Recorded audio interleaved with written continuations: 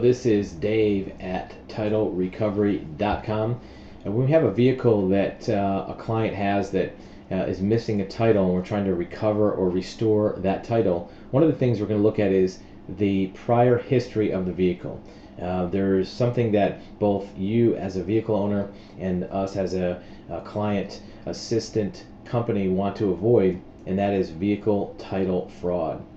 If a vehicle is legally owned by a party, there are paths and methods to get the title established for that owner.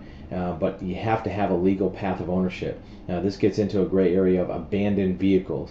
Well, if you have a car that has been positively transferred to you, then you have legal ownership. If it's just a car that you discovered somewhere or was abandoned somewhere, you want to make sure that that vehicle is legally transferred to you before you try to get a title. To request and obtain a title for a car, you have to be the legal owner. Finding a car in a field somewhere doesn't make you the legal owner. Even if it's abandoned on your property, it doesn't make you the legal owner until a series of steps has been gone through to make you the legal owner. The easy way to understand it is, in terms of car title ownership, finders keepers does not work.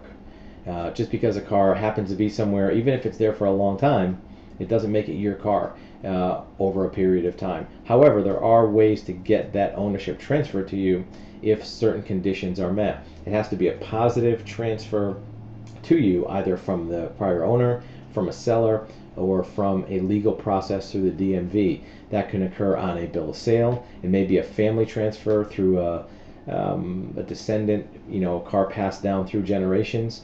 It also may be, if a vehicle is abandoned on a property, there's a process to go through to determine the ownership, to file the correct legal papers, to determine if there's any liability for the prior owner towards the person who found it or where it was abandoned, and get that title done. You want to make sure you go through a legal process to do this, because if it's later discovered that it was not a legal process, that title can be withdrawn and you will not be the owner anymore. Any title that you get will require a signature under oath saying that you own it and that the process that got it into your ownership was legal and correct, and that the statements you're making are true. And if it turns out that that's not the case later, in addition to having the car snatched back from you, it may create other legal problems for the person who made those representations.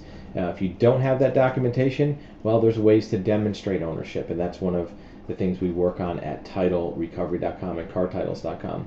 What we'll start with is I'm having you describe the history of that vehicle, so that we can go through our investigative process, finding the best, fastest, easiest way to get the title in your name, and also, more importantly, one that's legal, that will give you a clear title, not one you have to worry about later getting pulled back from you. In other videos that we've done, you've seen us talk about the mechanics lien process, and where that's sometimes used to get titles for cars, but has a great deal of liability. In fact, the last video we did a couple days ago was about a scheme in Indianapolis where the federal government, actually the Secret Service department, was arresting hundreds of people and were seizing almost 300 cars because the mechanics lien process was used to get titles where it was an improper method. So abandoned vehicles, cars without titles, there's a way to legally do it. Make sure that the method that's either being used by yourself or by your agent is a legal and proper method